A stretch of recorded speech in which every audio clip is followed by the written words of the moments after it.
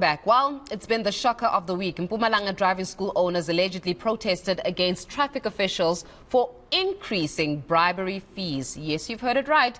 Not for bribery fees, but rather for increasing the bribery fees. So the bribes went up from 1,700 to 2,000 Rand per student in need of a driving license. Why is this blatant corruption being normalized? Well, let's discuss this further with Lazarus Mukwena from the National Driving School Association of South Africa. Thank you so much, Lazarus, for your time this morning. Perhaps let's start here. How rife is the corruption at these testing stations? And take us through exactly why do we find that there are bribes and fees being blatantly paid without any form of remorse at this moment in time? Where did this problem actually start? Good morning, Faith, and good morning to the viewers of the ENCA. Faith, let me just quickly take you back to 2012, where Minister MEC Vadi was still in charge. Faith, let me just put you in confidence that this issue has been reported since then, and then nothing has been done since. Remember, in 2012, Narisa go through this issue on NCA. Most specifically, he was interviewing on the public to say, what is actually the problem at the DLTC? And then from there, we had a forum. We formulated a forum through the MEC, whereby the driving school associations had a forum together with the Department of Transport in Gauteng, especially, because this issue was started actually in Gauteng. And then what we did is one of the issues that was raised within that forum was the corruption at the DLTC. And the MEC put us in confidence to say it will root the corruption at the DLTC. Look where we are sitting now, Faith. We are sitting in a position whereby the driving school now come out in numbers to say, no, it cannot be done in the name of the driving school, because now everybody has been painting driving school in a black paint to say they are the one that is actually making the corruption at the DLTC. So who's making the corruption, Lazarus? So who's corrupt here? Is it the examiners at the DLTC? Is it the managers of the DLTC? Is it the traffic officials? Who's corrupt exactly here? I'm going to do it like this, Faith. We've got three people that are not on the side of the law here. We've got the public, we've got the driving school that they use them as that they call it the middleman, and then we've got the government. So now these things works like this. I just want to be honest with the members of the public to say we still have people that are really running things in a legit way, and then we still have driving school that run everything in a legit way. But we've got those people within the driving school industry that really came into the driving school to mess the industry. And then that is why we took that initiative as the association to say, government, please help us in a way of legislating the driving school industry so that we can be able to know who is actually operating on the driving school platform. And then we've got the members of the public also. I want to put them in also as the members of the public that come to our members as driving school, that come and say, we want this route to be taken, because the only route that one has to take is to go to the driving school and get confident in terms of driving before it can be taken to a DLTC. So now we've got the members of the public that want come to the members and look for a cut way of getting a driver's license. Then we've got the department whereby they are saying we are on the other side of the counter. Those people that looking for a shortcut of getting the licenses, let them come through to us so we can help them. So that is why I'm saying there's three people that I'm going to put blame on: the government, the public, members of the public, and the middlemen, which now, on this case, they're calling them the driving school. And I'm saying that way.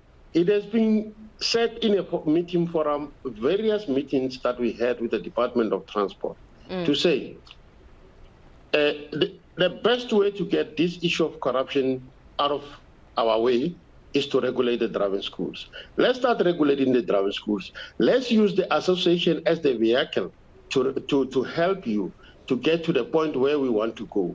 So by now, Faith, we shouldn't be in this position whereby the driving school come out and say, no, enough is enough now. We cannot actually lose, because remember, the driving schools, they are running a business. And when running a business, we're in a business of selling time. And then in that sense, first, driving schools are no longer making money at the moment as we speak, because people come and instead of spending more time in the driving school section, they spend more time at the DLTC.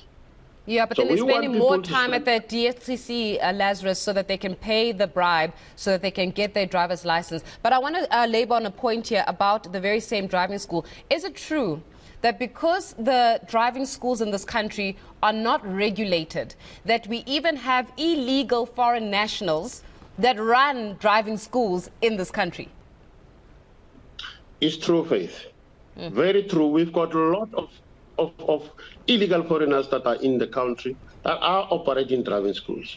And then you ask yourself a question. This person is not even legit to have its own driver's license. How is he going to teach someone to get a driver's license? So it's a very serious problem that we are facing on the ground, Faith. And then one other thing that I want to emphasize when we're talking about illegal foreigners owning the driving schools, you ask yourself, this person is carrying clients to the DLTC. He doesn't even have a driver's license himself, but taking people to the DLTC to obtain a driver's license. So it is a very serious problem that we are facing as the association on the ground. Yeah. Lazarus, I want us to speak about the concept of a runner. Right? I'm hearing that at the DLTC, there's somebody that is called the runner. What does the runner do exactly? A runner, to us, it's a facilitator. He facilitates the process of getting a license in that way that we've been talking about, from between the public and the government. That is why I was saying I'm going to talk about the government, the driving school, and the public. So a runner is a middleman that is actually utilized in between the government and the public in order to get a driver's license. Is that runner usually an official, or is he an employee of government, a traffic official, or is he from the driving school usually? A runner, like we were saying, this driving school industry can just be invaded by any, even yourself, Kate, if you want to go become a runner, you can just resign where you are now and go to the DLTC and be a runner. So the runner is not actually an official person that comes and say, I'm here, officially I'm a runner. No, you go into the public and recruit people that I can give you a driver's license. And then that's where now you become a runner. You don't have anything except taking the information from the public to the government. Yeah. So it's not an official of the department.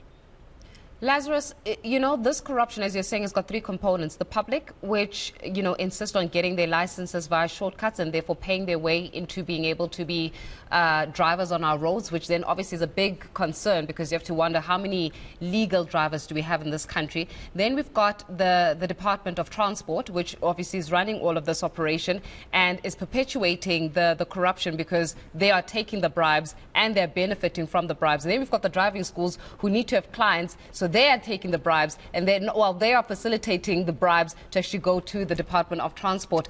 When you call for regulation of this sector of industry, when you call for the regulation of driving schools in this country, what happens? Does the Department of Transport actually respond to you? As you're saying that we had the Dr. Ishmael Valdi, who was the last person to engage on this, and he said he was going to do something about it. Clearly nothing has happened significantly. But when you engage the department, what does the department exactly say to you? The manner in which the department is running things, Faith, we are actually not satisfied, because what is happening is, remember from Vadi, we are now we were in an engagement with MEC Mamabolo. It's unfortunately has been moved. He has been running things in a very smooth way. Let me congratulate him. He has been the one that has been actually listening to us so fairly so. By now, the new MEC is in place. We haven't met. We were supposed to meet on the 31st of October, and then that has not been materialized. And then we're hoping that he call us on to continue doing that. And then the issue of regulations, if you remember well, the bill has been passed already. So it's about now to get the inspectors on the ground to start doing their job. But we hope that those inspectors also will be the inspectors that know their job. The competency also, it sounds to be a problem at the DLTC, most of the DLTC across the country, whereby the manager doesn't actually understand what is the operation of the DLTC. Someone else has just been appointed as a manager at the DLTC. When we engage in that particular person, he is clueless in terms of the operation of the DLTC. But we are hoping that the new MEC in Gauteng and the other provinces, because we are running this through the MEC, and then we formulated what we call a driving school council.